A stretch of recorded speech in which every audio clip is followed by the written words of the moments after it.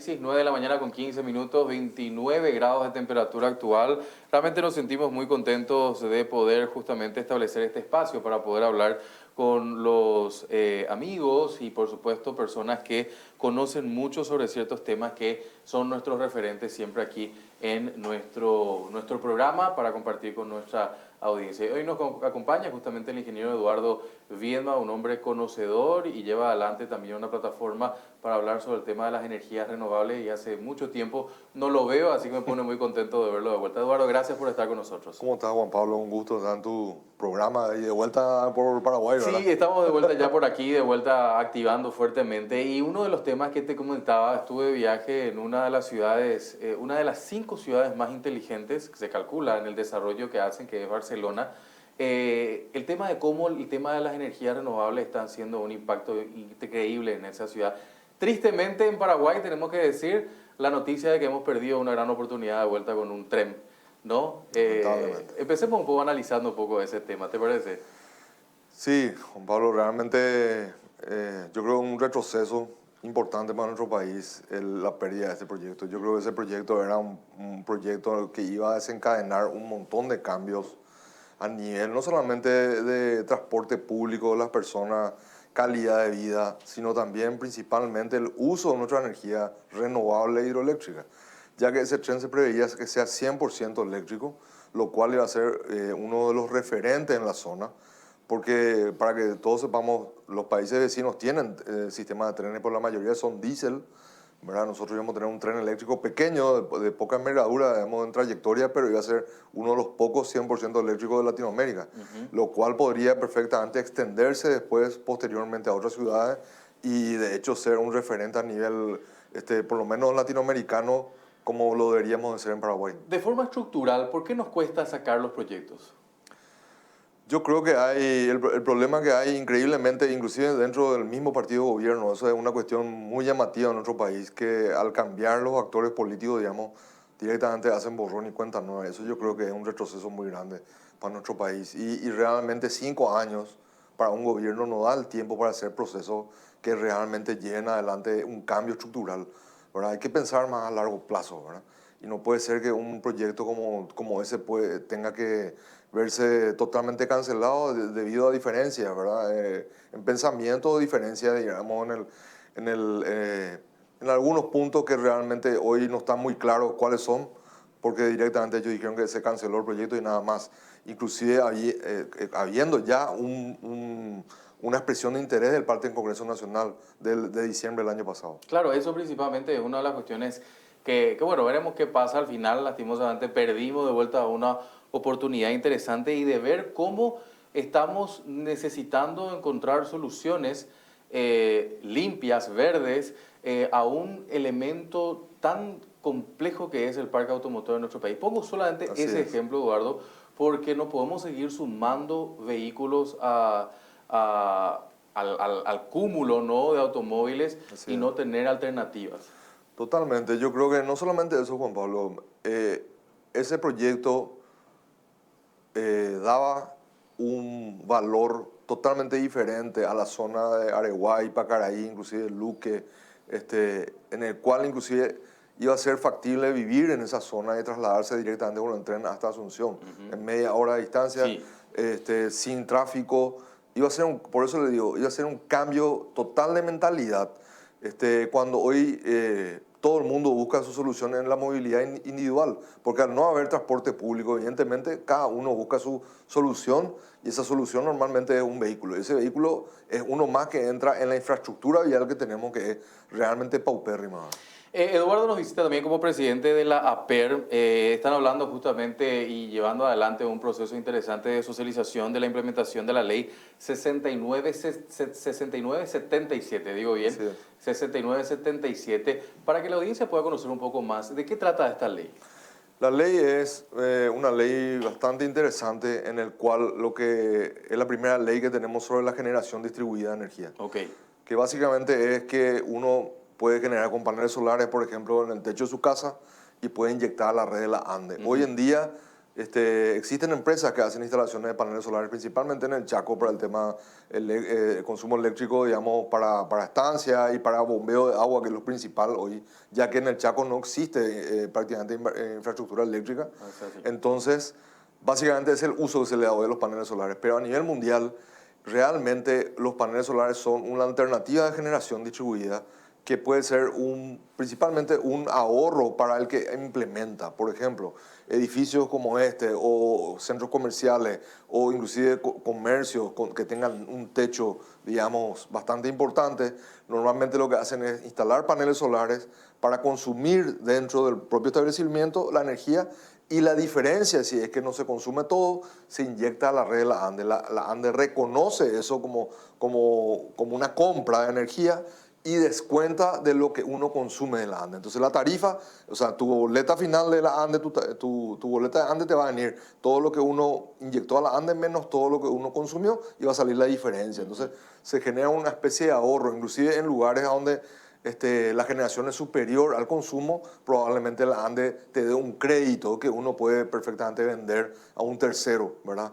Y es un sistema que funciona muy bien en Brasil, en Argentina, en Chile, en Perú, en Bolivia, está iniciando. Nosotros somos prácticamente el último país de Sudamérica que tenemos esta ley, y todavía no tenemos una implementación. ¿Por qué? Porque ahora se modificó, o sea, establece varios criterios realmente. Ese es uno.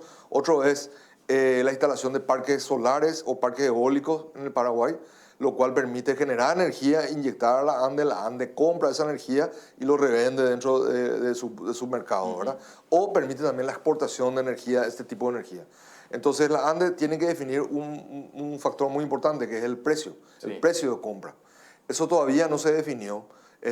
Ya salió el decreto inclusive reglamentario y le da esa potestad a la ANDE de definir, y todavía eso no se dio. Y lo otro que no se dio es que los contratos para proyectos de gran envergadura, de solares eólicos o de otro tipo de energía renovable, básicamente en la ley contemplaban solamente 15 años, lo cual para un proyecto convencional de producción de energía eléctrica es muy corto. Entonces hoy se hizo una modificación de la ley, se presentó al Congreso y están tratativas eso para aumentar a 30 años, ¿verdad? Lo cual va a ser mucho más interesante al inversor, digamos, venir al Paraguay e invertir en la generación de energía renovable. Ahí quiero aprovechar un poco lo que decías, el tema de venir al Paraguay. Sí. La noticia económica del año es que tenemos el grado de inversión. Así es. ¿Es una oportunidad también esto? Totalmente. De hecho, ya era una oportunidad antes con la ley, pero el grado de inversión le da el incentivo adecuado para principalmente convencer a grandes inversores de que el Paraguay es un destino jurídicamente hablando y económicamente hablando muy interesante para poder invertir en generación de energía, como se hace en otros países, ¿verdad? Pero me refería principalmente, Eduardo, con relación a lo que estabas mencionando sobre el tema de la normativa, generar proyectos de gran envergadura en el tiempo. Puede llamar también la atención a los jugadores que vengan a ver Paraguay como una oportunidad, pero necesitan reglas claras. Así es. Principalmente puedo hablar del consumidor. Uno de los consumidores grandes hoy de energía es el tema de criptominería. Sí. La Que se están yendo, entre paréntesis. Bueno, la criptominería tuvo un incentivo muy importante. La ANDE inclusive tiene un sistema tarifario exclusivo para la criptominería en dólares. No existe ningún otro consumidor en Paraguay que pague en dólares la energía, lo cual era muy atractivo para la ANDE en la venta de esta energía, ya que es justamente la energía que hoy nos sobra, digamos, en Itaipú y Yesinatá. Podemos destinar a esto en un principio.